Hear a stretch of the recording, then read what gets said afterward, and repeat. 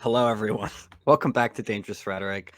This is episode 120. No, I am it's Dan. 19. 119. 119. I'm sorry, dude. I'm sorry.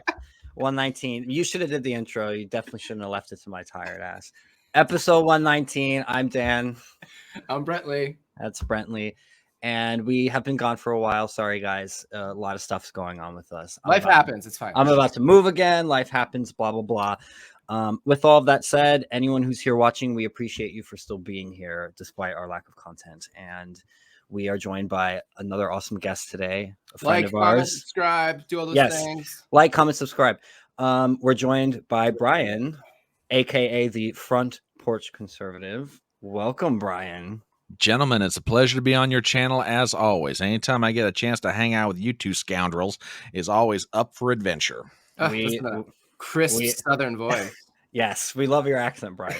Oh, thank you. We're thank big you. Fans. And you're right. You've been on a few of our live streams already, and we love having you on. We always appreciate your insights into the conversations, but we never actually did like a formal episode with you focused on you. You know, I feel like you come in and you're part of these bigger conversations, but we wanted to do an episode to kind of highlight the Front Porch Conservative. So, well, thank you. That's very gracious of you. With that said, let's start with the backstory stuff because I want to get some of that here on camera. So where are you from, Brian? Where do you hail from, your upbringing and all of that? And maybe we'll go into like some of your political journey too. And then what led you to doing political social commentary content creation? Well, my backstory is probably like most people, well, except for where I come from. I hail from the state of West Virginia. And yes, for those of you who are watching, there is something different than it's not Western Virginia. It's the state of West Virginia. We've been our own thing since 1863. Okay. You wouldn't believe the number of people over the years. Oh, you're from Western Virginia? No, I'm not from Western Virginia. It's like, guys, it's a separate state. Virginia is its own state. Don't make me smack you. Yeah. I grew up with two wonderful parents. One of them is still with me. One of them has been gone now for almost 23 years. Very hardworking blue collar background. They were people that came out of the country. They were part of the silent generation. That, no, they did not participate militarily in World War II, but they were born in the 1930s. They grew up hard scrabble. They knew what hard times were. They lived out in the country. My dad grew up on a farm and worked the fields until he lied about his age. Yes, he lied about his age to get off the farm and get his very first job. He worked with heavy machinery. And when he did that for quite some time, then finally went on to work for a local alloys plant here in the area, retired from there. My mom, probably the best way to describe her job in life is bookkeeping and customer service, and worked until she was in her late 70s because she liked doing it. They were both blue collar. They wanted to make sure that I got a really good education. They put me through private school of their own dime and on their own money, and went on to college in Virginia, went on to get my master's at University of Illinois, moved back to West Virginia in 2000 when my dad wasn't doing real well. And then a few months later, he passed away. Been here ever since. As far as what got me into social media content creation, well, there are three people, aside from the two gentlemen here, of course, that you folks out there in internet land can blame for how bad I am, because it's all their fault. Gary Beekler, aka Nerdrotic, the legendary Chrissy Mayer, wonderful stand-up comedian, just daggone cool chick, and Eric July, aka Young Ripa, and all of them, each of them in their own way, were sending out the message, hey, look, now is the time for people to find their own voice and get involved in I love the way that Eric July puts it. Get in where you fit in.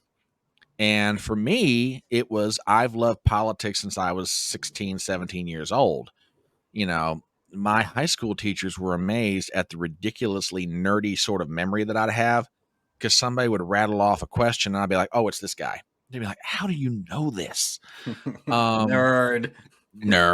Yeah. Poly nerd is what you can call me.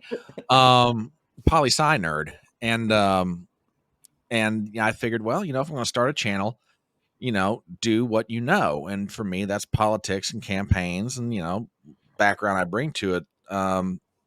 It's kind of weird because you're so busy building something like this, you never really take the time to self-analyze. But in those moments I do, I realize that I'm a really interesting heritage of what I came out of. Because when I was growing up, it was talk radio. It was Rush Limbaugh. It was G. Gordon Liddy. It was Michael Savage. It was all these really great guys and ladies on talk radio. And a lot of what I do in terms of style, in some ways, is modeled after them, except I'm doing it over the internet, whereas they were just doing it from behind a microphone like me, but on radio. Different mediums, but with all kinds of potential to reach all kinds of people. So I'm loving the experience. I've been doing this now. At the end of December, it'll be officially 9 months, and my channels have grown. They're still growing. 2024 could wind up being amazing. And I'm having a load of fun. And I've met you guys. I've met a whole bunch of other people. And I'm loving it and here for it and down for the ridiculousness. I love that you brought up radio because that really is the ancestor of podcasting. Yeah, that's where this started. I had a little bit of radio experience myself. I don't know if I even ever mentioned this on the show, but when I was an undergrad at Kane University in Union County, New Jersey, I did a little bit of radio there on campus for a bit. My first, or I think it was my second semester, my friend and I would just DJ. We would go on the air and we would play music, and then we would shoot the shit and just talk, like talk radio, old school thing, but then playing music in between. It was just something I did for fun. I never thought I was going to be a podcaster or this sort of thing. That wasn't in my plan at all. But it's funny to look back at it now because it's like that sort of thing was already prepping me for this, for doing this kind of thing. So just funny. I wanted to ask about the origin of the name. I think it's always fun to find out why people name things the things they do. We've talked about why we chose Dangerous Rhetoric a few times, but I want to know, where did you come up with Front Porch Conservative? First of all, why the front porch?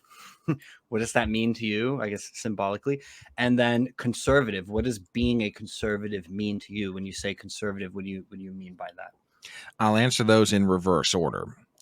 The conservative more or less reflects background, education, and everything else. If you ask me, philosophically what I believe and why I believe it, I would argue it's based on any number of different things: Judeo-Christian principle, practical political experience, political writing, everything else. So that's the conservative side of it. The front porch is an homage to my late uncle, my mother's brother. And there's a story behind this.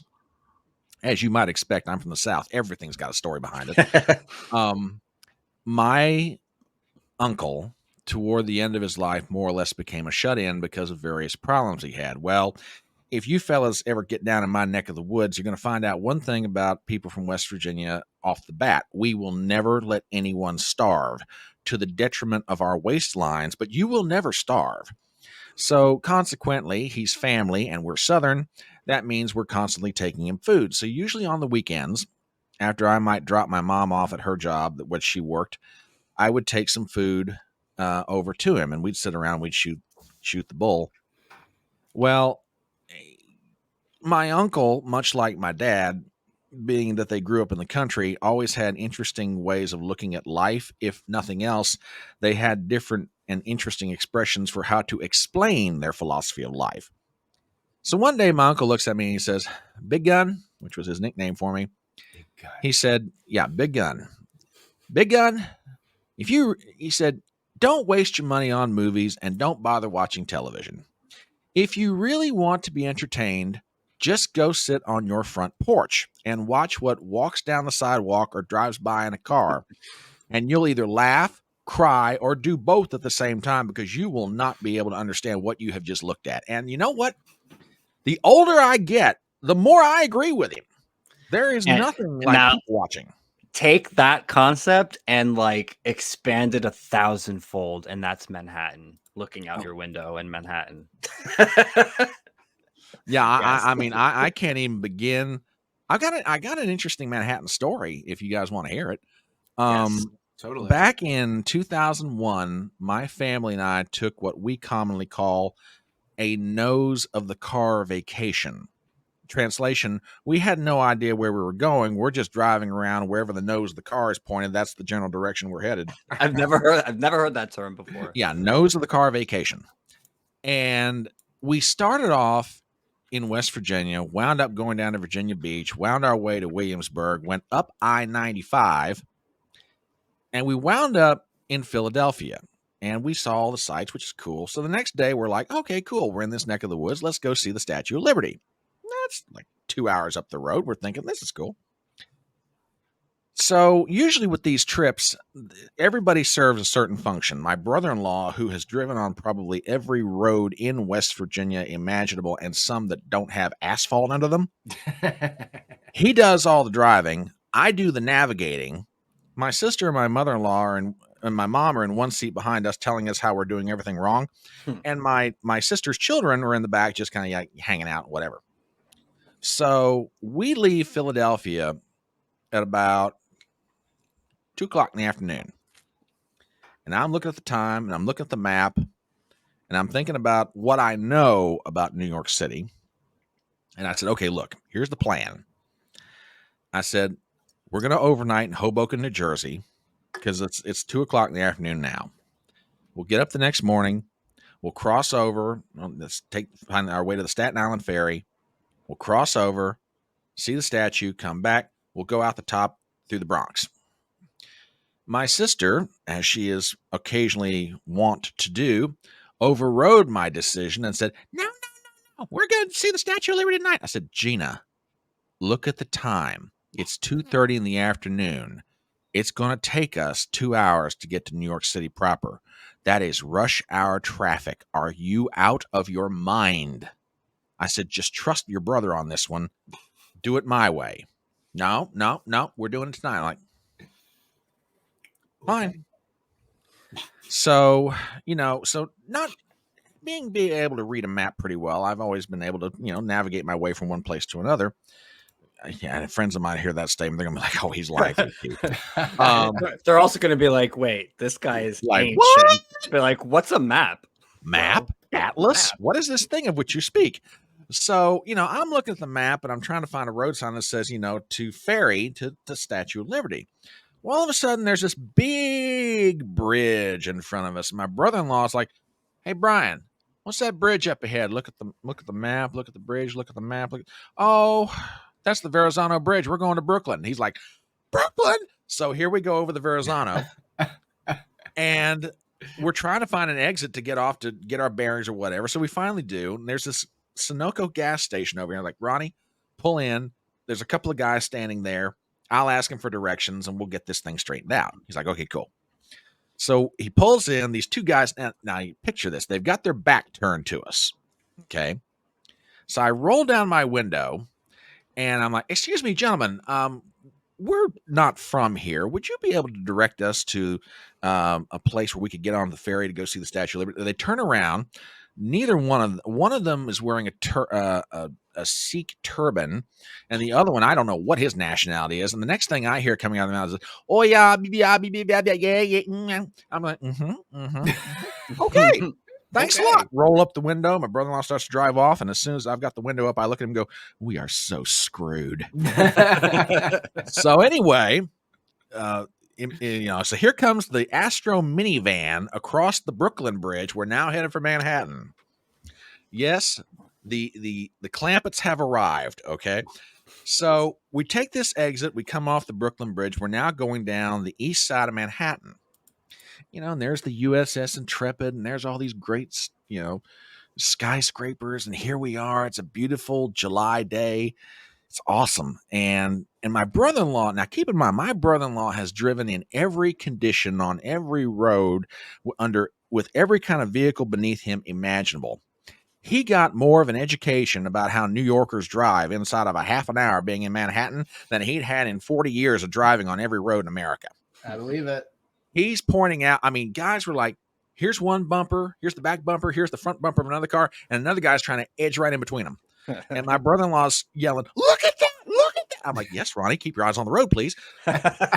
So we're going down the east side of Manhattan, and I look up, and there are the Twin Towers. It was July 11th, 2001. Wow. 2 months to the day. That's crazy, dude. So finally, we get down to the tip end of Manhattan, and I said, Ronnie, gang, this is not working.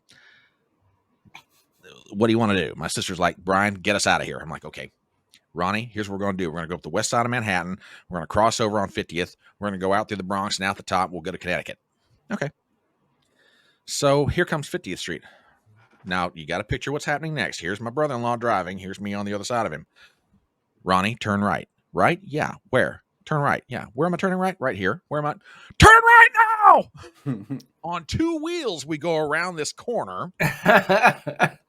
And finally, when all 4 wheels come back on the ground, we're now on 50th Street and headed for Rockefeller Plaza and Radio City Music Hall.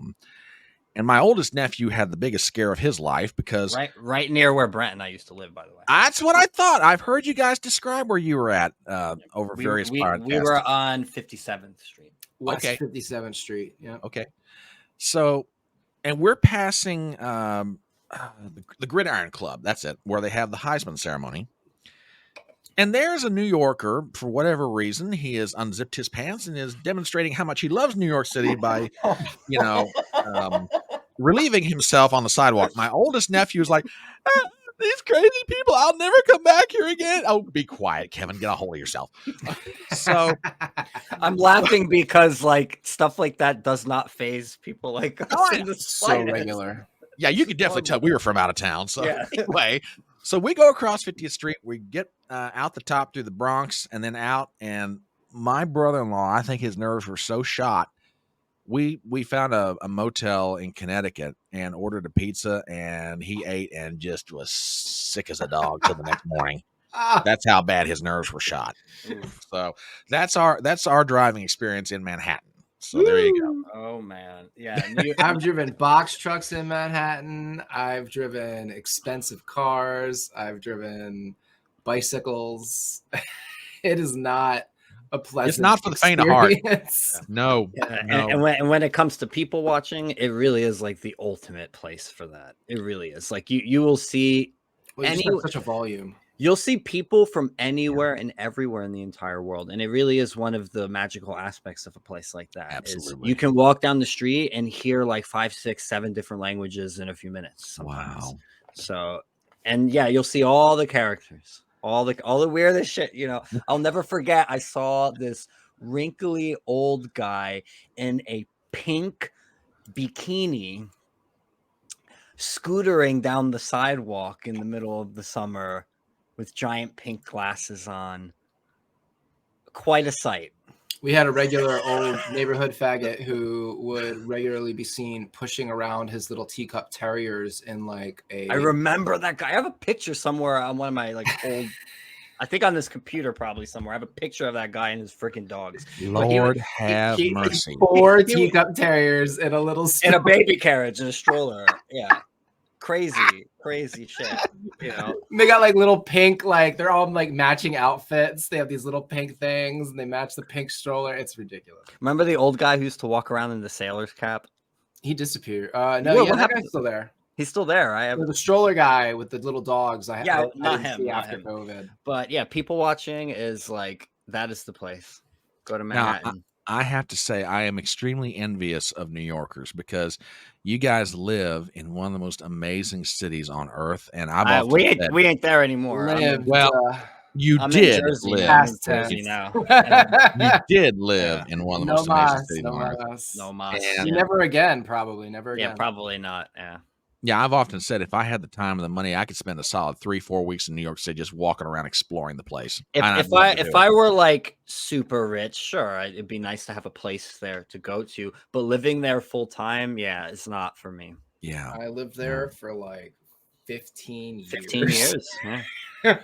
Wow. So what? Well, what one year in Florida, give or take. I mean, what draws anyone to New York? I got a job there. That was the original draw. It's opportunities. That's why anyone goes to New York, is they're going there for the opportunities. They're hoping for opportunities, at least, whether it's jobs or networking or any of that. But also there's just a lot of great things to do there. So there are certainly benefits. You know, as expensive as it is, I could literally just, you know, walk out the door and see some of the most amazing forms of music and entertainment and things like that in the world. So there are benefits. I really wish the I got fact into stand-up comedy way sooner than I did. I didn't even Well, think about it until after the pandemic. yeah, yes, that's the thing. It's like once the lockdowns happened, It's like, you were kind of screwed on that front. Messed it that was whole fun though. industry up. I like went up like 5-6 times. So much fun. So much fun. Yeah. Anyway, let's get back to Brian. I wanted to touch a bit more on the concept of conservatism. I thought your answer was interesting, but I want to know a little more. Like, I love the story. Like when you call yourself a conservative, you're saying that doesn't mean you're an evil MAGA Nazi who is a white supremacist and wants an ethnically pure America. Is that what you're trying to conserve, Brian? Huh? Well, I will refrain from giving you a Hitler salute right now, just to make sure that we don't scare everybody off. But no, I do not want an ethnocentric, hive mind society where everybody thinks with the right side of their brain. No. So you're not trying to conserve whiteness in America, Brian? No, we're not going to conserve whiteness. We don't need to conserve whiteness. Things that work. When we throw out all the blacks and the Mexicans and the Hispanics and everybody else, we're going to be perfectly fine. We don't need to conserve a thing here. They're going to cut that clip out. That's the clip they're cutting. That's the clip, right? It's a joke. Just kidding. Oh my God. I like Karen. It's a joke. Karen, it's a joke. I like your answer. By the way, I have a question for you gentlemen, since you've been doing this longer than I have. What is the male equivalent of a Karen? Is it a Joey? I mean, what the heck do you call a male liberal? That's a good question. I don't know. I have a Ross. I mean, we're being friendly here. So, do we call him a Ross? Do we call him a Joey? What do we call him? It's a good question. I don't think we've actually, there's not like an official answer. They just say male Karen. Well, after Basil gets the 19th Amendment, repealed, and we get back to all male voting, put him on that job to figure out what the heck we're going to call male Karen. By the way, I'm going to try to get this out tomorrow, and we're going to do a Spaces on Sunday night. Oh, okay. Cool. Oh, you mean on Twitter? We don't on X. On X. No, X. I refuse to call it X. Why? It's not. Twitter was Jack Dorsey's creation. This is Elon's. It's always going to be Twitter to me. No. Yeah, it's like saying the artist formerly known as Prince. Why don't we just call him Prince and be done with it? I mean, we can say the platform previously known as Twitter. Yeah, there you go. The social media platform previously. So it's interesting when I do coverage, when I write articles about it, the media covers it in different ways. They say things like the platform previously known as Twitter, or the way that I do it is I'll just put X, and then in parentheses behind it, I'll just put Twitter. It's not Twitter anymore. Like I go on the editor's recommendations and I call it Twitter. And if I have to specify that the name was changed, that's what I do. I specify it there. There you go. Well, to answer your question, or I think where you're going with it, what is conservative, or how do I define what it is for me? And part of this comes out of religious background, and part of it comes out of education. I believe that there is a God. I believe that He has created the universe. I believe man is part of His creation. As such, and as He is the supreme being of the universe, there's certain guiding principles He'd like to see His creation operate under. Those guiding principles have more or less informed human behavior for roughly 6,000 years of recorded human history. Now, we take a little bit of what we are in the Judeo-Christian tradition from Greek philosophy, from Roman philosophy, from the church, from the Bible, from everything else, and it's sort of formed an amalgamation of basic principles. For example, human life is sacred. We don't take it unless there's justifiable reason. We respect the rights of property. What you have is yours. What I have is mine. And the only way I can take something of yours is if you surrender it to me under a certain set of circumstances. We don't covet. We don't lie. We don't do any number of different things. And generally speaking, when these principles are applied, society's generally happy. Now, what makes American conservatism a little bit different is that 200 or so years ago, our founding fathers kind of figured out, okay, this is what we want of our government. Now, you guys, you get to do this, and everything else past that, everybody else over here gets to do it. As long as everybody respects the boundary, everybody's happy. And for by and large, for 200 plus years, it's worked, except for the occasional encroachments on liberty, which unfortunately we're experiencing a whole lot more of those these days. But that's generally what conservatism is to me. And it's not necessarily, I will say that my thinking on some issues has evolved over time. I'm not going to sit here and say I was, I came out of my dad's backside ideologically the way that I am. My thinking has evolved on some things, over time to the point that I'm like, okay, 25 years ago, I would have believed differently on this, but knowing now what I know, yeah, I need to modify this position. So that's sort of where I'm at right now. Yeah, I liked Brent, you posted a tweet not that long ago about conservatism. And I do like what you said. You said it was about conserving what works, what's functional, right? And that you're liberal in the sense of, there's room for innovation and change. But as long as we're, for the most part, conserving what works, I think I guess I define myself along those lines as well. But based on what you said, Brian, it sounds like those principles you're talking about, you adamantly believe those principles work. And the reason society has, our society, American society, has lasted this long is because of those principles, and not when we go against those principles. So you want to conserve those principles.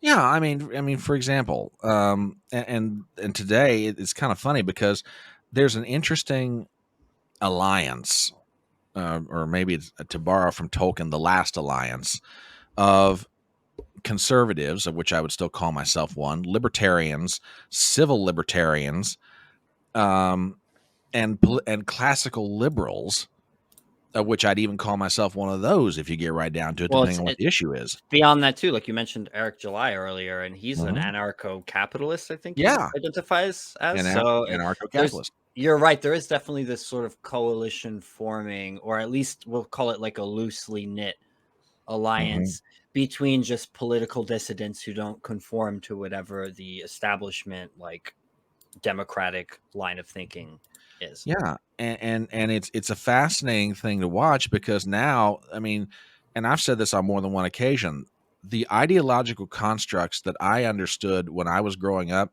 now no longer apply. I mean, and by that I mean this: if you'd asked me at 18 years old, what's a Democrat? I go, evil. What's a Republican? Oh, a Republican's a good guy.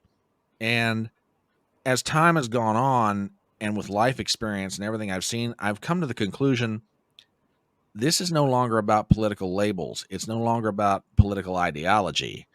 It's not even about left and right. The battle line that's being drawn is basically one of, you're either in one of two camps. You're either on the side of what I call hive mind techno-fascism, or you're on the side of classical liberty. Now, techno-fascism is, I'll go ahead and define that. Techno-fascism to me is an evil amalgamation of two things. Technological oligarchs, be it Zuckerberg or Dorsey when he was running Twitter, etc. Klaus Schwab. Yeah. And there's that. And fascist statism. In other words, we're going to use technology to control what people do vis-a-vis through the state. Not pure communism, different thing. But we've definitely got techno-fascism going on. On the other side of that is classical liberty and freedom, which makes for a fascinating alliance of individuals who never thought they'd ever get together. That, to me, is the more funny part about it. I liken folks like us, and many others who have walked different paths to get to what I call the spot. From one side, you've got people like the Steve Bannons, the Peter Navarros, the Rudy Giulianis, from the geopolitical and economic sphere, they've come to the spot. You've got free speech advocates like Chrissy Mayer and Anthony Cumia and Gina Biscotti and others, they've come to the spot. You've got people from the walkaway movement like Carrie Smith, Brandon Strachan, Mikey Harlow. They've all come to the spot. You've got this, I mean, you got Moms for Liberty. You got, LGBTQ folks who come to the spot, and everybody's looking at each other going, I know why I'm here. What the hell are you doing here? Yeah. And the other person looks back and goes, I was about to ask you the same damn thing. But everybody's realizing the more they start talking to each other, there's more that we agree on than we ever disagreed on. Why didn't we do this sooner? And part of it is the system, if I may use that term loosely, has kept everybody so divided and so fighting each other. Nobody stopped long enough to ask the question, hey, do we actually agree on things, or should I just automatically hate you? And that's more or less where we are. You know, I think the alliance is one based. I'm going to take it further and say that it's the people who have some form of conscience and values. And then there's the people who don't have any conscience or any values. Team humanity. And team humanity against team psychopath. Brent, I'm going to read your actual quote, your tweet that I mentioned earlier. I'm going to read it because it does have that last part in it that's important. You said, I'm a conservative in that I want to keep things that work. I'm liberal in that there is room for improvement. I'm dead ass certain that psychopaths rule the world, regardless of how they identify. And I think that's that's definitely what it comes down for me and Brent, at least. It's us and anyone who has a conscience or some sort of values and is willing to have discourse against the psychopaths who want to fucking control everything. Psychopathic demonic machine that is controlled by a hyperdimensional AI system. AI system. And giant alien lizards. We just got sci-fi with it. All right, David Icke. Who are turning the frogs gay, by the way. Turning the frogs gay. All right, Alex Jones. Stop making the frogs gay. Well, but the funny thing about it is, if you talk to the evil, non-conscious individuals who are ruling the world right now, they will sit there and tell you, no, we love humanity. We just know better than you do how to live. I mean, we have higher enlightened education and ideals, and therefore we simply want to make the world better. And if you'll just submit to us and our ideas, we can make that happen. Without a doubt, there is an element of eugenics going on here with the upper echelon and their agenda, whatever, the World Economic Forum and the Great Reset and all that shit. I think you're right. I think deep down, these elites truly do believe that it's almost like a divine right of kings concept, where they believe they are ordained by a higher power, that they are better, more intelligent, more advanced, smarter, that it is their destiny to guide humanity and direct it, and that we are just a bunch of stupid plebeians who can't know any better. We're just incompetent, and we need them. We need their help. God grants power to the king, and the king grants blessings to his subjects, whereas John Locke came along, threw a stick of dynamite at that idea and just blew it up and said, no, God grants power to the people, and the people surrender it to the king to do for them what they cannot individually do for themselves. Yeah. And which is huge revolutionary idea too. Oh, exactly. Yeah. There's the idea also of the mandate of heaven. Which is that's what I meant, basically. Like divine God right of that is divine right of kings, though. It's the mandate of heaven. Same thing? It's the same concept, The mandate of heaven is more like, if the ruler doesn't do a good job, then like the circumstances get so bad that the people go in there and remove him. And that it's like God, basically. It's like if punishing them, for it's like I think it comes from ancient China, I believe. It's like I think it is Chinese, The idea would be that if the ruler was bad, then they would have like a bunch of natural disasters, like a plague, or there'd be like a bad portent, like a comet. Or I just looked it up. All right, mandate of heaven, Chinese political ideology that was used in ancient and imperial China to legitimize the rule of the king or emperor of China. According to the doctrine, heaven, or Xian, bestows its mandate on a virtuous ruler. This ruler, or the son of heaven, was the supreme universal monarch who ruled Tianxia, or all under heaven, which meant the world. If a ruler was overthrown, this was interpreted as an indication that the ruler was unworthy and had lost the mandate. It was also a common belief that natural disasters such as famine and flood were divine retributions bearing signs of heaven's displeasure with the ruler. So there would often be revolts following major disasters as the people saw these calamities as signs that the mandate of heaven had been withdrawn.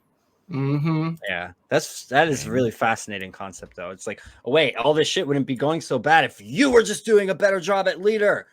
It's your fault. God said it's your fault.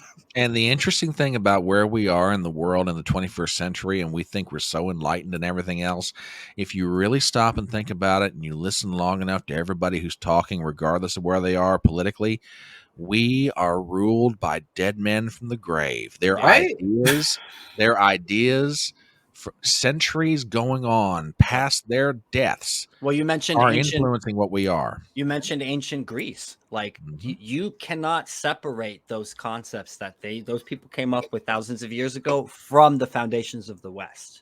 It's impossible. No, you can't. So you're correct. We're definitely living by the influence of all of these long dead people. And it's crazy, man. You can still pick volumes up and read their thoughts. Yeah, and then you listen to someone speaking today, and you're like, that's positively Madisonian, or wow, you Marxist communist pig. You know, you get one of those two reactions. It's like, what's the phrase? There's nothing new under the sun. There's nothing new under the sun. It's like maybe there's some like different combinations, but for the most part, everything has sort of been thought or done. And it reminds me of this like esoteric concept of the Akashic records, it's called, where all knowledge and everything that exists and can be known is stored in some sort of giant consciousness database. And that when we're learning or discovering things, really we're just remembering what already is there and exists. Yeah. Very true. Yeah. Very, very true. What is that unique phenomenon of people around the world making simultaneous discoveries? Yeah. Like independently. It's like as soon as one of them puts the thought into the general atmosphere, it's like it makes it more likely that other people can like catch on to that same thing and come up with the same discovery around the same exact time. It's really bad for nuclear non-proliferation, though. Yeah. Derp. Or if you go back in ancient history, we see the pyramids. We think, these amazing structures in Egypt. Yeah, and then there's pyramids in South America. There's pyramids in China. They're very similar in design. And you're sitting there going, "Where did you guys, all these thousands of miles and oceans apart, basically come up with the same structure or the same design? Slight tweaks, slight modifications, but basically the same thing." And I'm sitting there going, no. At some point, this knowledge was passed around. Yeah. Or it's being accessed simultaneously from the same like information field. Or the aliens told them to build pyramids. Or the aliens told them to build pyramids. There you go. I don't know. He gave them the sonic tech to do it. It is still a great mystery why basically all human civilizations that eventually started to build structures built some form of ziggurat or pyramid structures. And it's still kind of a mystery as to why, because a lot of labor and time went into those buildings with little to no return. They were just like devotional buildings, either to the gods or they were tombs. But some of them, like the Great Pyramid of Giza, we don't even know what that was. Yeah. Egyptologists will say, oh, it's a tomb, but that's the general theory. But there are no funerary texts inside that structure. And even the basin that's in it there's no proof that was a sarcophagus either. Like all tombs had funerary texts in ancient Egypt. That was part, you put this inscriptions from the Book of the Dead on the walls of the temple. So the fact that the Giza doesn't have it, it raises a lot of questions. Was that actually a burial place or was it something else? Some people think it was some kind of device. There's this guy, Chris Dunn, who's an engineer. He wrote a couple books about this. One of them is called the Giza Power Plant. And that's one of his theories, is that it was some kind of energy device or some shit. Well, didn't it used to have a golden top too? So there was a capstone, and that's lost. No one knows whatever happened to the capstone. And it used to be encased in white limestone. So what we see the pyramid looking like today is not what it was. At its prime, it would have had a smooth, bright surface. and it would have reflected lots of sunlight, and it would have shone like a beacon in the distance. It would have been very bright and white. Wow. And then over time, some of that stone started to fall off the surface. And then when the Islamic Empire took over Egypt, they started to take some of that stone from around the pyramid and off the pyramid, and they built mosques with it. So some of the mosques in Egypt today you can find are built with that white limestone that was on the face of the pyramid. Wow. Which is fascinating. That is.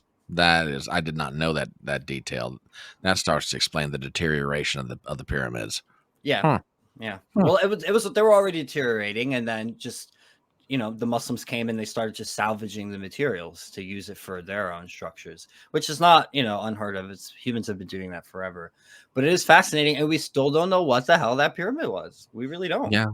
Oh yeah, there's a lot of mysteries that you know, fuel the imagination of, well, what if?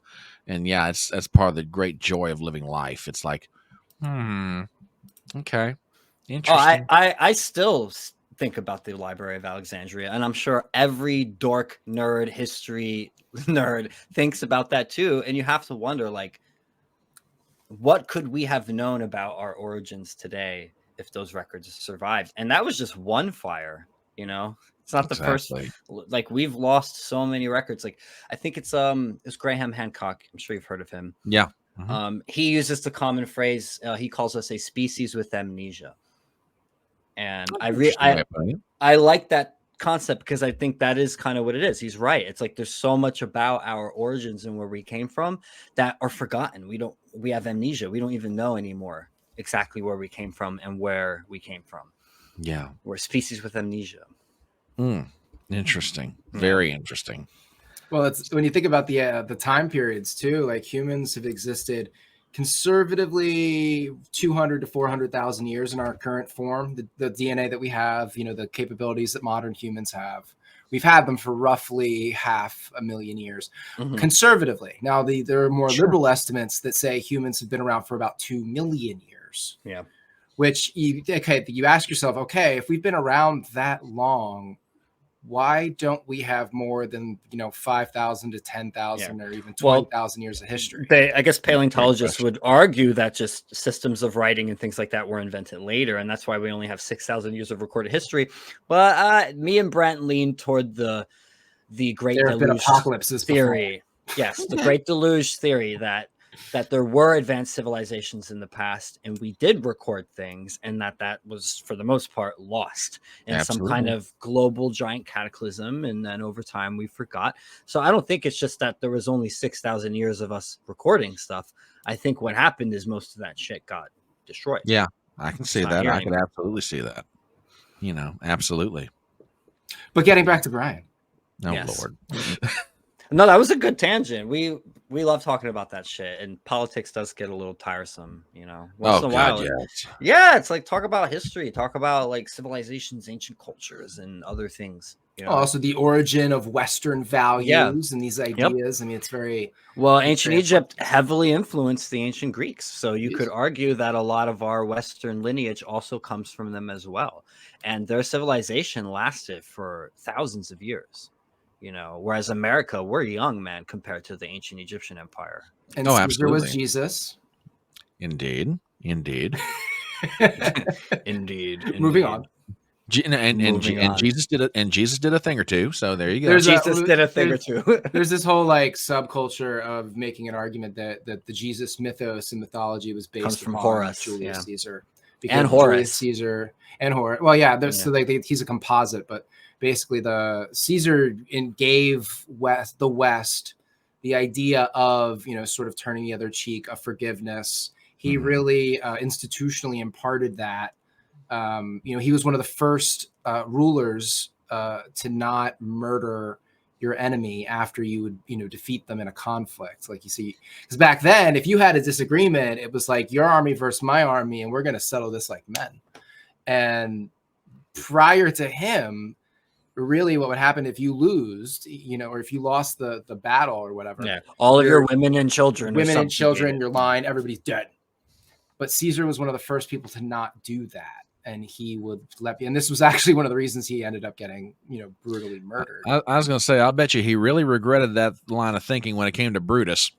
That's all I saying. don't think I don't imagine. Well, yeah, but it's interesting that he imparted this idea of forgiveness. Yeah. So it kind of. And just on that note, Judas. Ooh, you decide.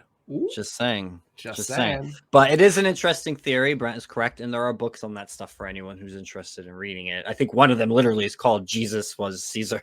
Such fascinating reading. Yeah. Really good reading. It is an interesting theory. It's probably gonna piss Christians off though, but unless they're the open-minded types like Brian. Christians have been getting pissed off for 2,000 plus years. What's one more day in the neighborhood? It's like, sweetie, you can't take that Bible literally. I mean, come on, literally. I think it's a mixture. It's like there are literal things in it, and then there are things in it that are cryptic. They're not meant to be taken literally. They're meant to be taken symbolically, and you're supposed to puzzle it out and shit. Yeah. I love the way that St. Paul put it. We look through the glass, but darkly. Yes, very darkly. We have some idea. Unless you smoke DMT and then you like burst through the other side, and you're you want to talk about that a bit, Brent? No, I think that was enough. I recently had my first DMT experience. That's why I was asking. I'm like, you want to talk about that? Let's just say there's a whole lot happening on that other side. Well, you said it was like dying, right? It was similar. Or at least like the closest thing you could picture to getting toward what that might be like. Yes, because so it definitely interferes with your let's call it the soul brain complex, where your entity spirit sort of connects to the body, and it sort of messes with those connections so that you can redirect your from this dimension to the other side. And so you're simultaneously in the two places. It's hard to describe. And then when you're on the other side, there's no like body or even you. Sometimes you even forget that you have a body, and this is like a 15-minute experience too. Okay, but did you encounter the machine elves? I didn't encounter machine elves. I encountered what I would call... that's supposed to be an acid thing, right? Not DMT. Or no, that's DMT. The machine elves? The machine elves are DMT. Oh, I thought it was both. No machine elves. I sort of encountered vibrating patterns that didn't like radar. That didn't like radar. They did not like. They were because radar jumped. Daniel, on the you found friends. I found friends. You know what? That's not totally true. I'm just kidding. Let me clarify though, for the record. I really fucking miss that dog, which is crazy. And it's funny because Brent, there you go, Brent. My dad thought I was crazy last night. He was like, "That dog bit you 3 times. Like you missed that dog." I'm like, "Look, my family hurts me and pisses me off, and I forgive them, right? And I'm still their friend." Oh, great! You just compared your family to dogs. That's great. What I'm saying, I'm comparing my dog to family. I'm comparing Brent's dog to family. I'm saying, it's like your family member. A family member is once in a while going to do something that hurts you or pisses you off. Smooth. Well, honestly, though, I really do miss that dog. And even I think it's funny because I'm like, that motherfucker bit me, and I still miss that motherfucker. Who's over there? You want to see him? He's cute. I can't wait to see him when we get together again. Oh, baby. Aww. Hi, Radar. Jabooba bear doesn't hear me. He's a baby. He's like, what's up? How is he over there? Is he still cranky? No, he's fine. Yeah, it's less stress for him on the island. Oh, he loves it. I mean, when we go out in the morning, we're walking on the boardwalk, and he gets to chase deer and kitty cats, and he gets to be off leash for most of it. There's one part where I put him back on leash because I get nervous because there's construction dudes out here and they drive on the road, and he's basically the Dangerous Rhetoric mascot. He was there from the beginning. He's my dangerous puppy. He's the dangerous puppy. Brian, do you have pets? No, I do not have pets. However, my oldest nephew has a cat named Andre. And that's funny. Now, where's the name? Hang on. Andre is a unique soul. In the same way that Radar on occasion would nip at your leg. Nip is a nice way to put it. And he got me in the leg once, he got me in the hand once, and he got me in the finger. So, well, Bradley, this is what he gets for giving your dog the finger. He got my foot and he got my hand too. Well, I'm pretty well convinced that Andre. Wait, he got your hand too? When did he bite your hand? A long time ago. Oh, I don't remember that. Yeah, I'm pretty well convinced that my nephew's cat is demon possessed. That's radar. That's radar. Well, now let me for those of you. I'm legit. I'm serious. We used to joke. He has his dark side. We call it Damien. Damien. Yeah. Whenever radar would get weird, we would say that's not radar. That's Damien. Damien comes out at night sometimes. Yeah. The dog was the inspiration for the movie The Omen. Anyway, Andre was a cat that my nephew and his now wife found when they were living away from where we are now, and they named it Andre, and it was only after they named it Andre that they realized it was a female cat. But by that point they'd called it Andre for so long. I was like, Andrea. It's Andrea now. No, they just kept it Andre. Now that's funny. Now, for the most part, there were only 3 people in the house. I say 3 people because the cat thinks it's a person. That's how they are. There's my nephew and his now wife and Andre. When other people came around Andre was like, who are you and why are you in this house? To give you an idea of how antisocial Andre could be, my family and I went to visit my nephew and his wife at their house, a couple hours up the road. And most of us were out, if not all of us were out on my nephew's back porch. And there's a glass screen door between the two of them. So my niece was held Andre. Now picture this. My niece and Andre are maybe 3 or 4 feet away from this glass sliding door. Here's the glass sliding door. And another 4 to 5 feet away is my sister just standing there, not doing anything, just standing there. Literally, you could hear that cat screech from 8 feet away. I mean, let go the most blood-curdling sound that came out of the depths of hell. Cats can make some weird noises. Dude, they really the do. living shite out of everybody. And there are sounds coming out of animals that scare you after that. Giving them too much chicken. So then my nephew and his wife moved down here. They bought a house really close to family.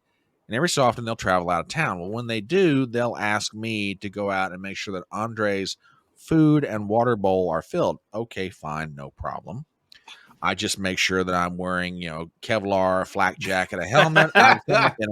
I've driven up there in an up-armored Humvee, and I go through the house carrying an M16. Right. Yeah. No. Now, you think I jest about this, but I walk through the door. Okay, cool, no problem. And there's Andre 4 feet away from me, crouched down, looking up like, go for it, make my day.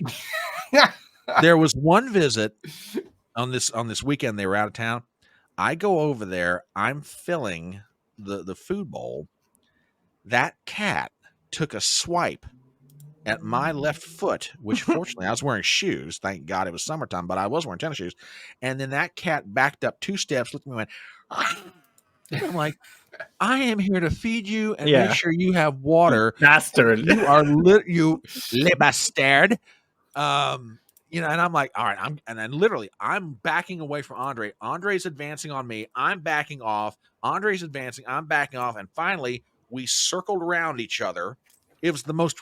If somebody had a camera, you could have turned this into a scene from a comedy movie. It would have been a viral video easily. Pretty much, yeah. You could put this thing on TikTok and you got 2 million views instantly. This is how ridiculous this thing is. Yeah, I'm backing out the door. Southern man has standoff with cat. Yeah, you can hear the music to The Good, Bad, and the Ugly in the background. And this is like, my eyes, the cat's eyes, my eyes, the cat's eyes. Yeah, it's the most ridiculous thing you've ever seen. But yes, I can relate to. So there's a reason, among others, why I don't have animals. Because a little of that goes a long way for me. Don't get me wrong.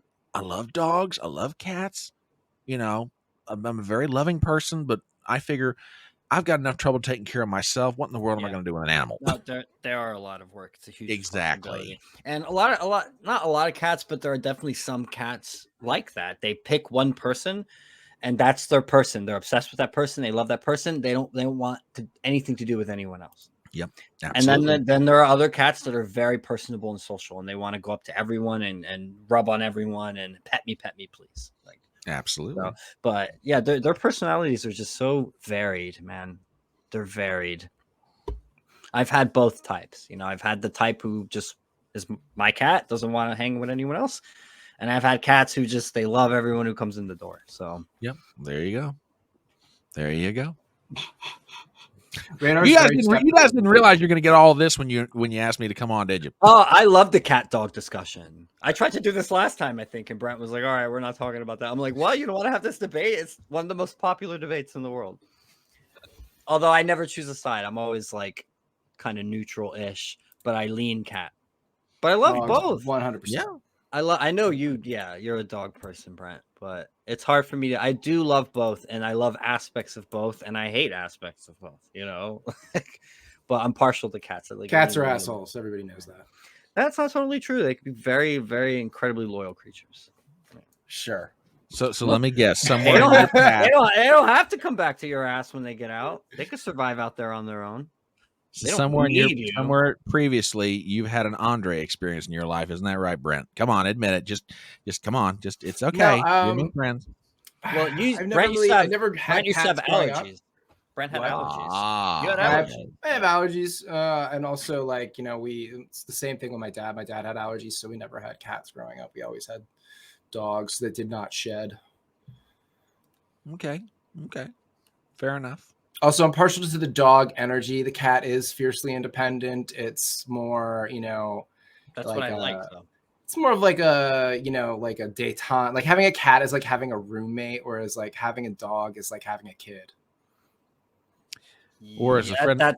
That's kind of what I don't like about dogs. Like, I think the fawning gets a little old. Like, I love it. I love how much a dog appreciates you when you come home and those sorts of things. It's not like cats don't do that either. But yeah, dogs will definitely fawn over you. And one of the things about dogs too is I feel like it's just very easy to treat a dog any way you want, and it'll still follow you around and be loyal to you as long as you feed it. You could beat a dog into submission, and it's going to come back in the house and do what you want as long as you give it food. Try doing that to a cat. And it gets out of that house, never fucking coming back. And I like that. I like that cats have that sense of dignity about them. You have to work to establish a relationship with the cat. It takes work. And a lot of people don't want that. They just want the immediate fawning of a dog. They want something that's going to just love them unconditionally. Cats have conditions. You got to work for that relationship to establish the trust. And if you break it, you probably won't get it back. The cat's going to never trust you again. It reminds me of some girls I've dated before, but no, that's a whole other discussion. Oh boy. Well, No, a friend of mine said years ago, if you have a dog, you have a friend. If you have a cat, you have an employer. You have an employer. I can't say that they're wrong after all these years. I mean, I agree, and I do get where the jokes come from, but I'm still an apologist for cats' loyalty because they do have loyalty. They just don't, it's not shown in the same way. It's not expressed in the same way as a dog. But I've seen videos online of the family cat running in to like save a child, for example, that was being mauled by a dog. Yeah, and then the family cat runs out, attacks the dog runs away, and then they save the child. So it's like cats do have that sense of loyalty.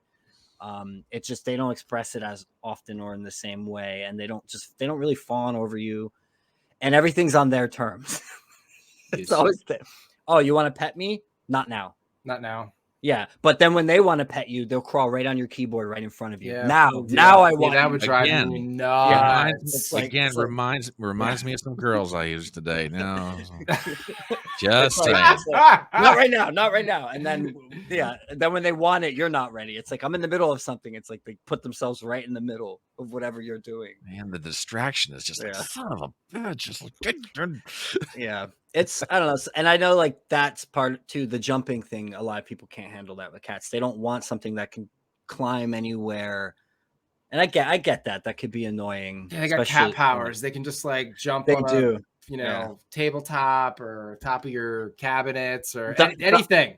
Yes. The highest place in your home you can think of, they can probably get there. Yeah. Yeah.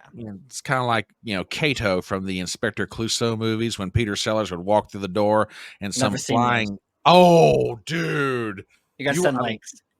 Oh, yeah. Peter Sellers was a comedy genius, and he'd play the role of the original Inspector Clouseau. And in some of the movies, he had a manservant named Cato. And Cato, much like from the Green Hornet, was Asian, and whenever Clouseau would walk through the door, he'd have to look around very carefully because you never knew when Cato was going to come flying out with some karate move. Was the Cato from here the one that the Green Hornet one was based on? Bruce Lee's character? Maybe. I'm not sure. Because that role was what launched Bruce Lee's career. Yeah. Exactly. Well, in the West, it was what introduced him to the Western Hollywood world. Was that role? Yeah, that old Batman too. They used to do the crossovers. Oh yeah. Well, I think they did like one or two crossover events, but I used to watch some of those reruns when I was a kid because my dad grew up on that stuff, the old Batman show and Green Hornet, 1960s, 70s, 60s. Yeah, absolutely. I love Bruce Lee though. Everyone knows that. I got him on my shirt right now. Yeah, one of the most amazing human beings in terms of physical abilities and speed. But not just physical abilities. He was very philosophical too. He was a deep person.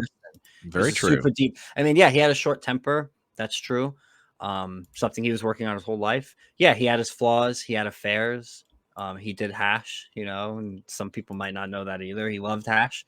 He wasn't really a drinker. He was a pothead. He was a pothead, but that was how he fit in with the Hollywood crowd because he couldn't drink. It didn't sit well with him. But he wanted to be able to have fun and party with them. And that was how he got into hash and stuff. But he was really deep and philosophical. He had a library, large collection. He read all the time. So he wasn't just like the physical type that people think of with him. He definitely was very intellectual and spiritual as well. And flawed, like any human. Yeah, exactly.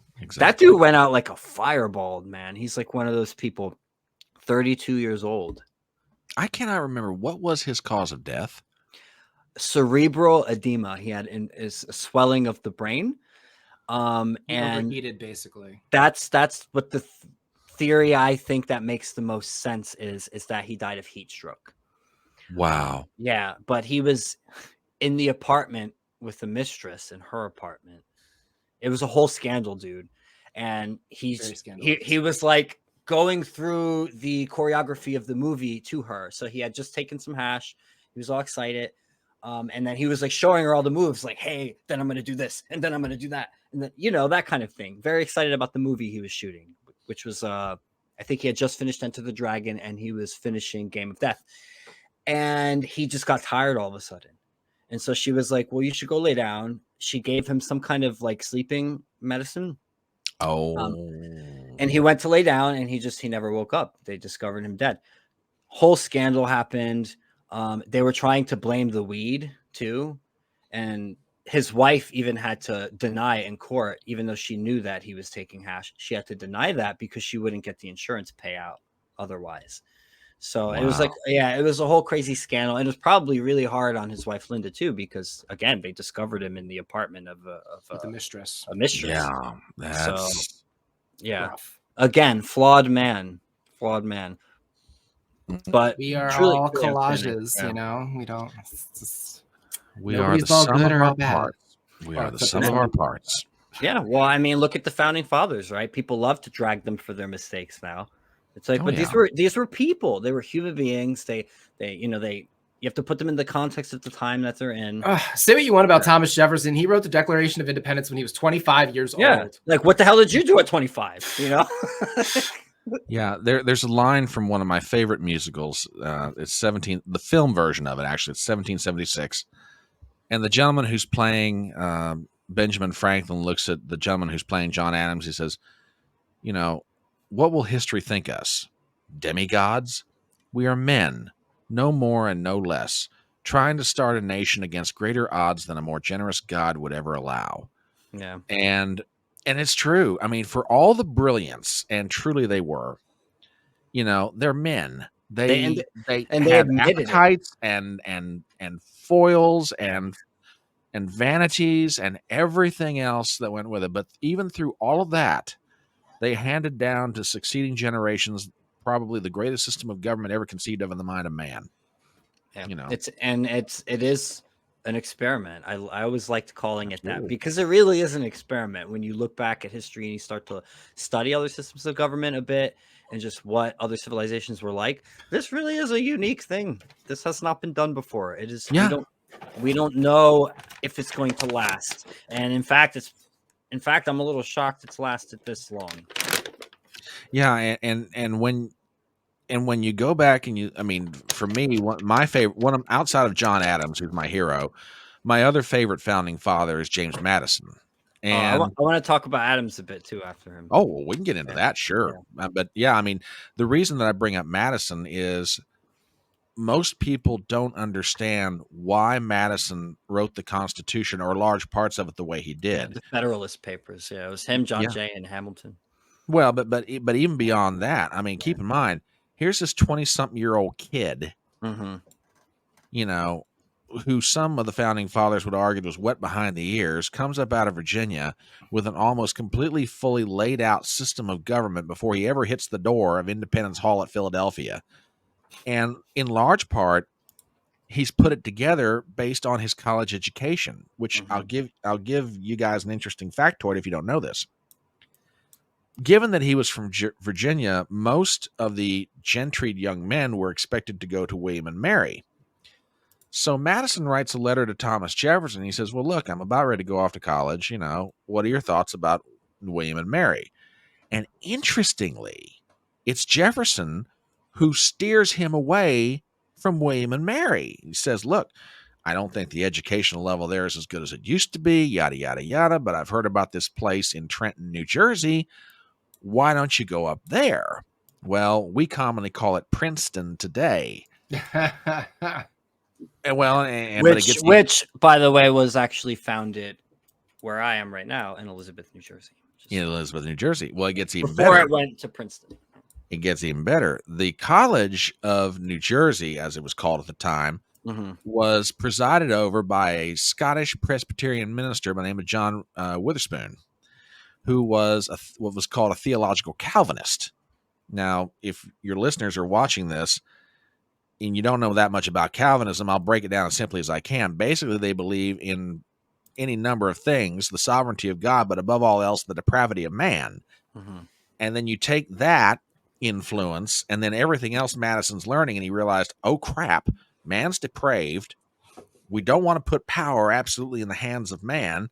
How do I devise a system that keeps man's excessive appetites from destroying the freedom and liberty of people? And then Madison came up with the idea, we'll divide power. Therefore, nobody can get total control of everything such that you cannot encroach on liberty. And that's why Madison wrote the Constitution the way he did. Yeah, why we have the different branches of government, which are meant, checks and balances was the term. With specific enumerated powers and the understanding that they cannot do any more than the power that they are expressly granted in writing. Now, these days that concept's out the window, but that's how it was intended. But to show just how even more complicated the whole thing was, they didn't even all agree on that. As brilliant as you could say the system was, even Madison and them didn't cover everything.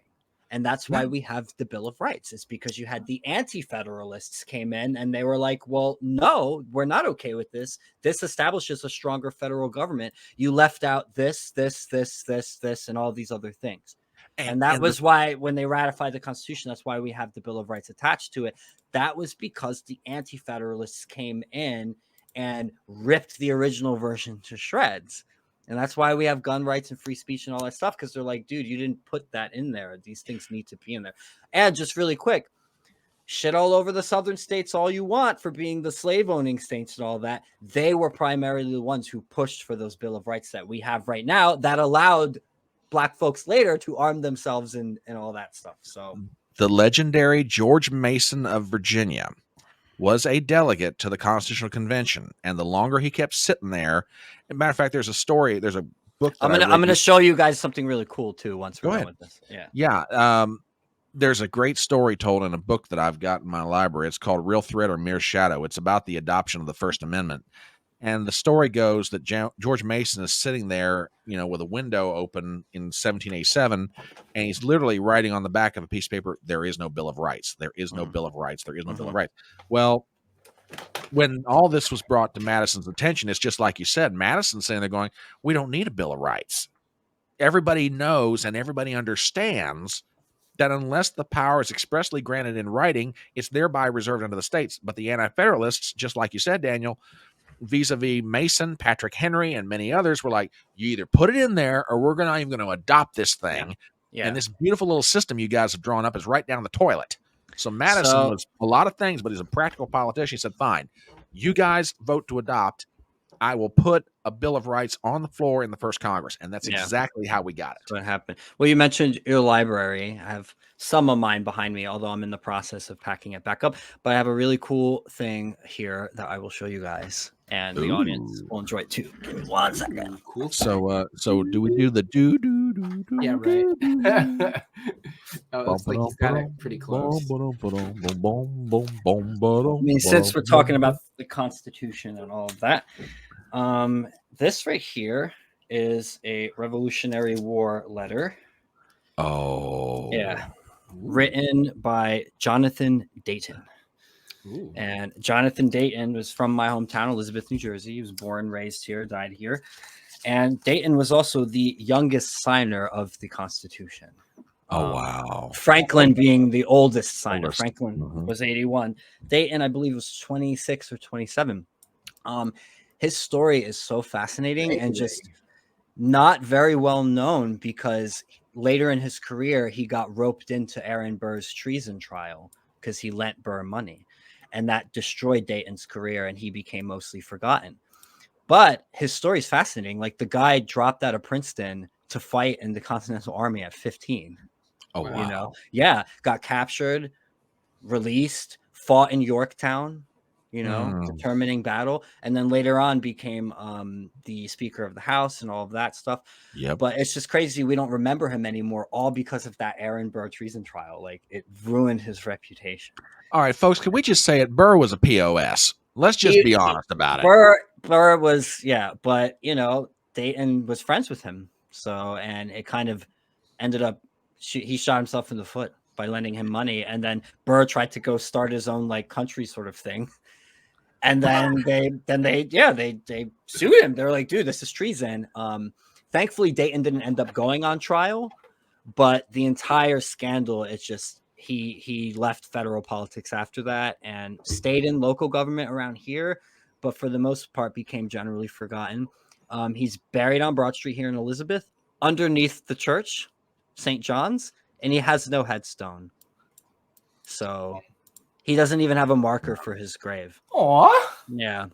And by the way, since we're on the subject of founding fathers, for all you Alexander Hamilton lovers out there, suck it.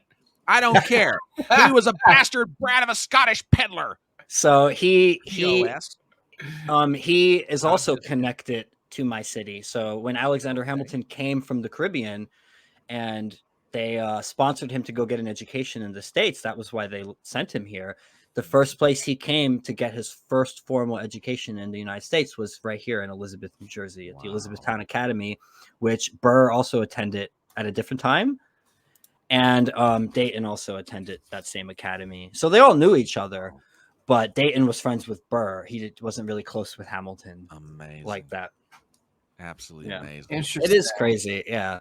But it goes to remind you, especially when you hold a document like this in your hand and you read it, these were just people, man. They were just regular dudes who put everything on the line. Like, imagine dropping out of college at 15 to go fight the biggest empire in the world at the time. Imagine being in college at 15. Yeah. It's like back then it was normal. A pretty normal 15-year-old boy thing to do. Yeah, in 17, well, 1770 something. Yeah, but today it's like young men are innately rebellious, number one, at that age, and number two, they don't have an awareness of their own death. Really. Yeah, well, earlier you mentioned how young Madison was, and you called him just a kid. No, at that time in his 20s, you were a man already. You weren't considered just a kid. That's right. Yeah. Well, you had to grow up fast in that world, or you would, die. Yeah, pretty much. Yeah. If the scurvy didn't get you, the smallpox would. It's like, you better live while you're living. The age prior to antibiotics, like, Yeah. Yeah, seriously, man. And disinfectants.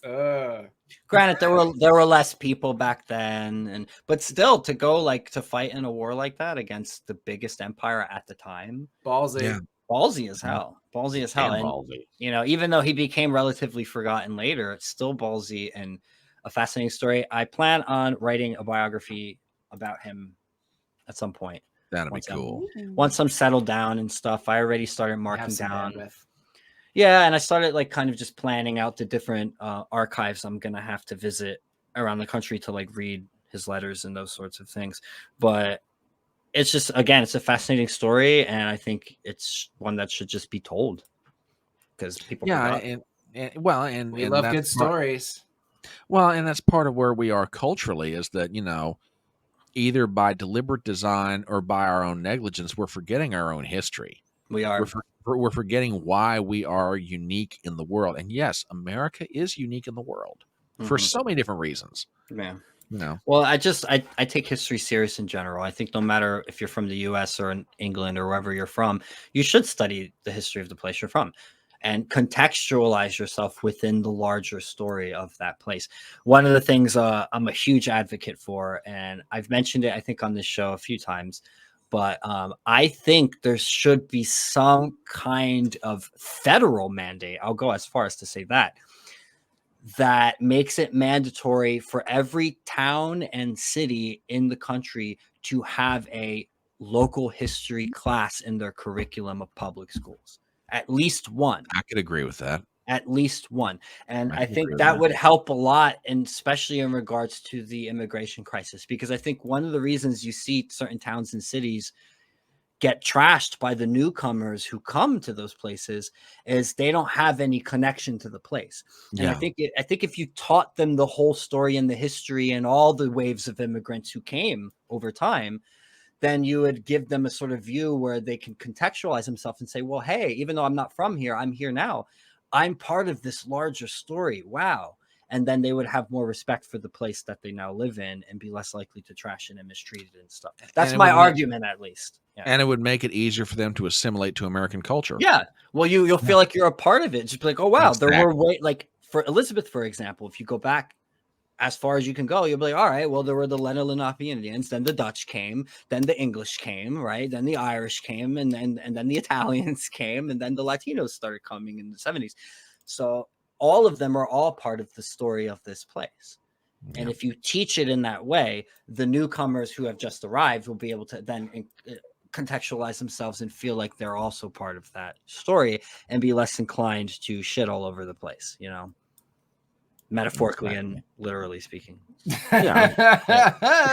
San Francisco, what's up? Oh boy. Yeah. Shout out San Francisco. Well, look, if I were president, I would definitely sign that shit into law. I'd be like, mandatory local history class for every single town and city in the country, period. Needs to be in your curriculum.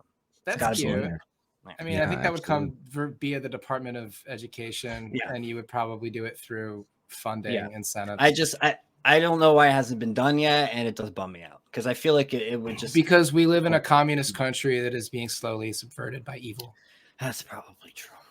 Yeah. They don't want us to know our... Thanks, Joe Biden. Thanks, Joe Biden. Yeah, come on. Boy. It's so obvious. This guy, I think he took it was 5 million. They traced 5 million directly from the CCP, or was it 2 million? I can't remember the number, but they traced it. It was like 10 reason. 10 million from the chief executive officer of Burisma, 5 to Joe, and 5 to Hunter. And it's all documented in an FBI form known as an FD 1023, which the local offices around the country have all looked at the documents and said, yeah, it's pretty credible, guys. And then all those people who were screaming about Russian collusion for 4 years, silent as the fucking grave. Mm-hmm. Silent as the grave. Not a peep from those people. And the Russian collusion wasn't real. That was and that's my point. like this no situation, evidence for that. And then here you have this other situation with the current sitting president where there's a substantial amount of evidence. And it's just, I was also reading today about the Section 702 thing that the Congress just reauthorized with the passage of the NDAA. Oh God! And the trick there was that they used the Steele dossier, which was absolute poppycock, absolute horse hockey. They used that to get a warrant to go after Carter Page, who was then the Trump campaign's foreign policy advisor.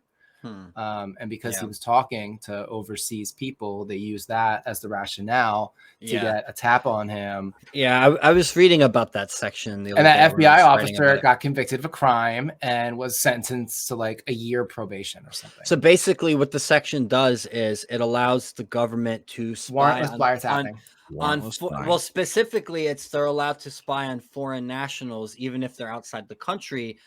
But even if those foreign nationals are directly communicating with American citizens, they're still allowed to spy on those communications. There's the trick. Exactly. And that's where the opponents of that are arguing, right, that it's violating the Constitution. And the thing that makes me mad the most, for several weeks now, Jim Jordan and his counterpart, the chair of the Intelligence Committee, and I want to say it's Mike Rogers, have been working up reform bills to Section 702 of the FISA Act, and they had them both ready to go. Yeah, 2 different bills. Yeah, I was and that too. And they were trying to decide which bill do we want to pass out of the House. Well, no one could really come to a good conclusion, so initially it was decided we're going to bring them both up, and whichever is the queen of the hill, so to speak, in other words, whichever one gets most votes, this is what we're going with. Well, all of a sudden, at the last second, the speaker, Mike Johnson, pulls both bills. It's like, nope, we'll just wait till next year and do this. Yeah. And they reauthorize Section 702 for, I think it's a minimum. Well, it basically works out to a year. They called it 4 months in the bill, but it works out to another year. They go by fiscal years. By fiscal year. Fiscal years. And I'm sitting here going, Mike, I love you, but dude, when do you want to start fighting? Because it's not like anybody's not walking up and smacking you in the face. Yeah, or you want to start fighting? He's been like touch and go too with the impeachment question too, from what I understand. Like at first he was just kind of like, I don't think there's sufficient evidence, and now now he's switching over again and being like, we should go through with this. So I don't know. Yeah, they just pushed it. There's like they're like actually moving forward with it, I think now. Yeah, like finally. It is official. It's official. They took the vote like 221 to 212. The impeachment proceedings will go forward formally in the House, and that means subpoena power to the Oversight Committee, Judiciary Committee, Ways and Means Committee, and that gives them broad authority to start grabbing records left and right. Good. I'm curious. I'm curious what's going to come of that. Yeah, I'm not holding my breath, but I am curious. No, don't hold your breath because there's probably nothing that's going to come of it. Could be a nothing. Because the idea now that's getting floated around is that Joe Biden is the weakest candidate possible, so the Republicans would actually want him to be the nominee. Yeah, that was what Tim Cast was theorizing as well too. Did you guys hear about the freaking Hunter Biden, like, skipped his deposition on Wednesday? Yeah, and he was aided and abetted skipping his deposition by none other than infamous Chinese spy banger Eric Swalwell, who reserved him the Fang Bubba. Yep. Eric Swalwell, a.k.a. Bang Bang with Fang Fang. Yep. Oh my God. Oh, you can use that one. It's not copyrighted. That dude is so dirty. Yeah. So dirty. Oh, I mean, and then on top of that, and I have not officially heard this, but it's been conjectured that, did Hunter tell Dad what he was going to do? Did Dad counsel him to do it? Did anybody in the White House counsel him to do it? And is that legal? Probably not. So, right? I mean, and again, no one has, said definitively, oh, yeah, Joe Biden trying to go flip the middle bird to Congress and not do it. But it's I think now the critics are trying to accuse him of contempt of Congress, right? He could be held in contempt. Yeah. And at that point, the Congress has 2 options. They can either refer it to the Justice Department or they can fine Hunter Biden, which I don't know how high those fines could go. But my thought in the matter is if there's no cap on it, If it's me, I'd slap a $500,000 fine on him, and it goes up $250,000 every day. He doesn't come in to testify. I would definitely I'd give him absolutely do it. incentive. Yeah, well, hey, the Bidens are about many things, but one of them above all else, Money. after family, is money. Money. You want to get them, hurt them in the pocketbook. Yeah, well, look how hard he fought just to lower his child support payments. No, God. I think they lowered it to like $5,000. Initially, it was like 20 grand. Look, I'm not saying that's reasonable or not reasonable, but clearly, money is what's most important. Oh yeah, You know, money and toys. and toys. Well, no. Think about it for a second. What is one of Joe's favorite possessions in life? That green '67 Corvette that's sitting in his garage in Delaware. Right. What's Hunter trying to get his hands on? A Ferrari. Right. I mean, the special thing. I mean, they love toys. They love the access. They love the power, and they love the money. Mm-hmm. And it just when I think about Joe Biden's physical and mental condition, and then I look at that whole family, I sit there and ask myself, you people are the most morally depraved human being walking God's earth. Here's the thing: to me, it's just priorities. Like, sure, have your nice things, appreciate your nice things. If you worked hard for a lot of money, spend your money on yourself and have nice luxury things. But when you're in this position of power, that's secondary. That should be your secondary motivation. Your first motivation is the people that you are serving. So I agree with you in that sense. Like, I'm not going to sit here and knock rich people for buying things and using their money, fine. But the point is, you are in this position, and it does say a lot about you and what your priorities are as a leader, when it just kind of seems like your focus is still on that, the wealth, the money, the affluence, just who you're rubbing elbows with. It's all about that. They're celebrities. Also, Obama is the same shit. They were just celebrity people. Yeah. Trump already had the celebrity, and that's the difference with him, is he had the celebrity before he entered office. He didn't need to use politics to make himself a celebrity. Right. Whereas these people are, what do you call them? Career politicians, right? That's what they are. They're career politicians. Right. Like, they make a career out of this. When I don't think that should be. I think we need to kind of change that. I think we should go to a full just get rid of, like, I would love to get rid of voting altogether and just have a pool of qualified people. You enter into the pool if you want to be in the pool. You don't have to be in the pool. Or the ranked voting thing, I also think is an interesting option to consider. Ranked choice voting's cute. Yeah, I know. To do it the way I want to do it, we'd have to have constitutional amendments. If I had my way how about it should be done. That's the point. You are supposed to amend the Constitution. You're not supposed to try to go around it. If I had my way about it, I would do age limits on politicians, except in reverse. And that is, if you reach the age of 55, you cannot run for president. If you reach the age of 60, you can't run for the Senate. And if you reach the age of 65, you cannot run for the House. And if you happen to turn one of those ages during your term of office, then when your term is up, you're done. You're done, yeah. You're done. I mean, and the reason I come to this conclusion is a couple things. One, you're looking at the state of our current politics right now, and I said truly, we're ruled by men from beyond the grave. Currently, we're ruled by people who ought to be in a nursing home. and don't get me wrong. I have family members of mine who are older. My mother is doing pretty well for her age. Experience is great. Experience is great, but there comes a point when it's like, okay, when people are literally falling asleep in committee hearings and a man's giving a speech and all of a sudden freezes up. When a guy turns around like Joe Biden to shake hands and there's no one there. Or you've got Dianne Feinstein and people are literally, you can hear them telling her how to vote in committee. Yeah. I mean, she literally died in office.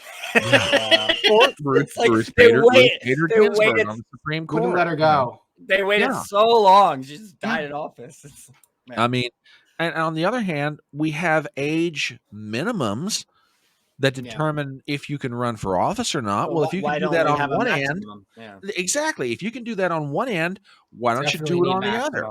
Definitely need maximums. Maximums and term limits at the bare minimum. And but the maximums would almost take away the need for term limits. I'm not saying it would completely. The mental competency tests too, I think, are a good idea. And I agree with, Marjorie Taylor Greene and other people who are calling for those sorts of measures. I think we need something like that. Yeah. We do. Joe Biden cannot be in charge of making decisions about whether or not this country. Brent and I will take it even further, I think, because I know Brent's going to agree with me here. And we should have a freaking mandatory psychopathy checklist freaking test up in this bitch. Like, do you have a conscience? Do you have a brain scan? Like, we're going to put electrodes on your brain and we're going to flash emotional words and non-emotional words in front of you. And we're going to read if your brain is actually registering the full range of human emotions. And if you're not, sorry, you don't get the job. No, you can't have those jobs. You don't get the job. Let's make that mandatory. Mandatory electrodes brain scan to make sure you feel. Look, if you're colorblind, you can't be a pilot, right? Yeah. If you're a psychopath, you cannot be a president, a senator, you or can't be in charge of. You can't be in charge of millions of other people and public policy. Let's do it. This is basic. I wouldn't let Joe Biden decide what kind of ice cream he wants served to him, let alone run the country, for heaven's sake. Don't give him the nuclear codes. He might think that's sprinkles to put on top of his soft serve. Who knows what him? Say what you want about the way that America is, but the president is just such it's always like a reflection of sort of like the status of the country. Yeah. Like Joe Biden is this like ailing, old, decrepit, child molesting. So it's like the alleged, same thing. Allegedly. Yeah. The same way that the British monarchy is symbolic of Britain. Yes, our presidency, our office of president has a similar sort of symbolic role, although more power than the monarchy does now. But it serves a similar role as what royalty served for previous countries and civilizations and stuff.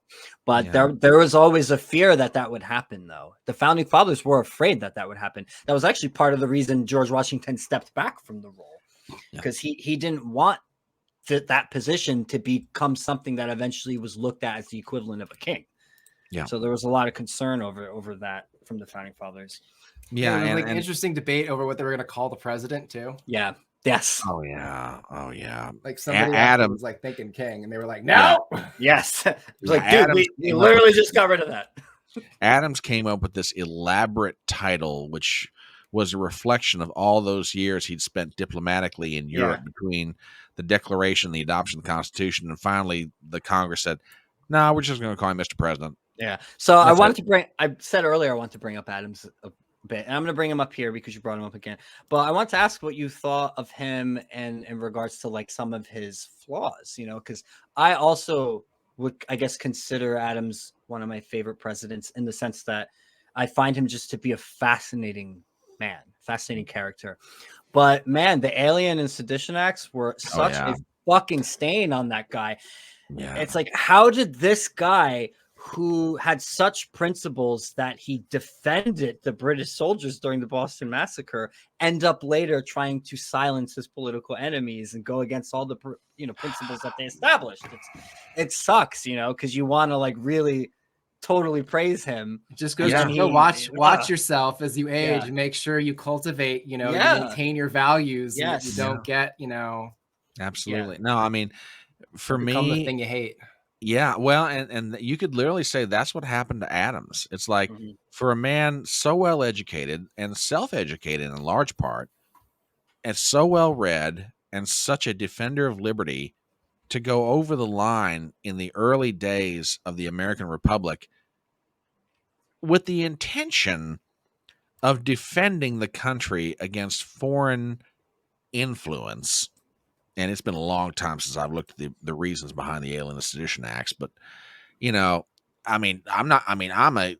is one of my heroes, but this is one of those moments where I just got to look at the guy and go, "You royally effed this one up." You have to note just how ironic and funny it is. That it may have been Benjamin Franklin's grandson who prompted him to even pass such laws. Like, I don't know if you guys are familiar with Benjamin Franklin Bosch. I think that's how you say his name. I believe that. Yeah, that's right. So I pulled up his Wikipedia now, just for those who don't know. He was a journalist, printer, publisher, and he founded what was called the Philadelphia Aurora. And it was a newspaper that supported the Jeffersonian philosophy. Yep.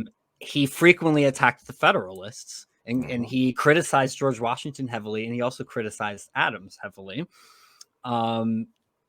This one guy said that no editor did more to politicize the press in the 1790s than Benjamin Franklin Bush.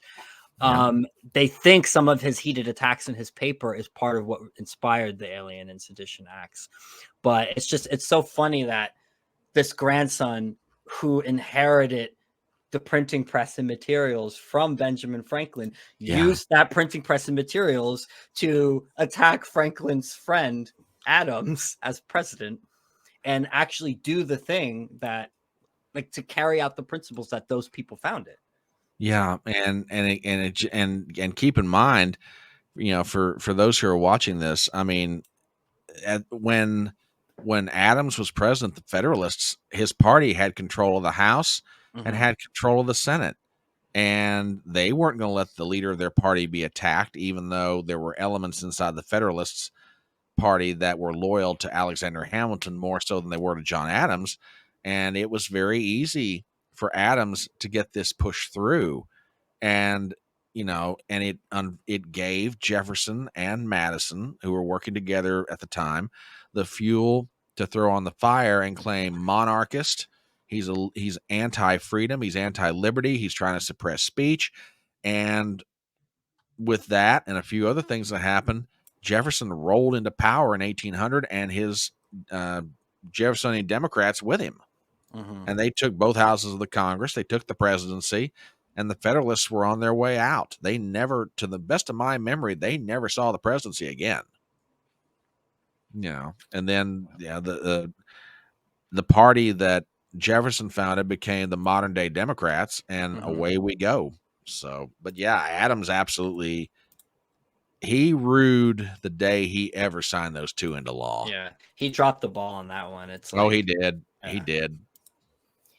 We all make mistakes, and as you get older and you accrue more power unto yourself, the bigger possibility for mistakes that you can make. Yeah, I mean, despite that, though, still a fascinating figure, still a brilliant man without a doubt.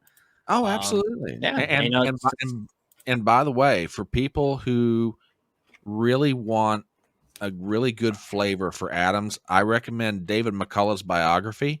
It was written in the late 1990s, and if you want to watch it on screen, Paul Giamatti is brilliant. So good. Absolutely brilliant as John Adams in the HBO miniseries. Yes, that's it. That's the one. I like that miniseries, although there are a lot of historical inaccuracies to it that I read about after. While I was watching it, I was looking up on Google, okay, is this true? Is this true? Is this true? Just to clarify. Yeah. Brent remembers this shit.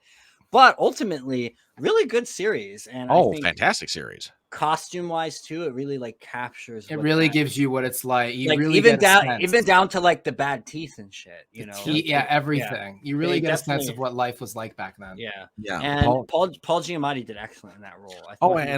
And Laura Linney as Abigail Adams. She was brilliant. So good. Oh, they're both fantastic. On that note, I think we should wrap it up. We're already at almost. Wow, we're almost. Yeah, we should wrap it up. I was gonna only do like an hour, but this happens, when the conversation. Ryan, you're so easy to talk to. Yeah. Well, I'm as gentle as a dove and sweet as sugar. If you spend enough time around me, you'll find out both. Sweet as Southern tea. Brian, tell everyone, remind them where they can find you. I have a YouTube channel. I have a channel on Rumble, and I need to ask your listeners for a favor. I'm just a hair short of 600 subscribers. I've got a goal between now and March 3rd of 2024, which is the 1-year anniversary of my channel going up and going live. I want to get to 1,000 subscribers. For those of you who are fans of the Dangerous Rhetoric podcast, please go up to my channel on YouTube. Please go up to my channel on Rumble. Please subscribe to both. I would love to have you as part of my audience. Click that button. Yes, click that button. Share that thing. Give me that thumbs up. I'm also on Twitter at the Front Porch C1. I am also on Gettr. I'm also on Truth Social. So please feel free to come and join the party. I would love to have you as part of my audience and support these two fine fellows. Believe me, these are some of the best wing nuts on the internet. So, by all means, help them out in any way you possibly can. We could definitely use it. This is a labor of love for us. Although it would be nice one day if it turns into like an income, but definitely not why Brent and I do it. We would have stopped a long time ago if we were doing this. No, this is like a quintessential part of what I am. Yeah. I must speak my big Italian mouth on the internet. That's like why I'm here. Well, you two. I also, it's not just speaking. I like listening too. I like the discourse. I like bringing other people on, like Brian, and just people who come from a different place, have a different story. Maybe there's enough shared values where we can sit down and talk like this. Absolutely. But is different enough where I'm going to learn something. Yeah, I believe the classical term that would be applied to you two is agent provocateurs. A little bit. A little bit. No, just provocateurs. I mean, provocateurs. Not the agent part. I mean, I don't infiltrate a crowd and then start violence at a protest. We ain't working for anyone, but if anyone wants to hire us, no 3-letter agencies in their background or current. So you're right, gentlemen. I apologize. These are provocateurs. Yeah, we are provocateurs, but we're definitely on lists for those 3-letter agencies. Oh man. Oh boy. Everyone, thank you so much again for watching. Please remember, like, comment, share, subscribe, help support us. Go follow Brian. Let's get his subscriber count up, and we'll be back again for another episode. Thank you for your patience with us. We know we've been scarce on the material, so we appreciate it. Stay safe, stay sane. We love you. Bye-bye. Have a good night.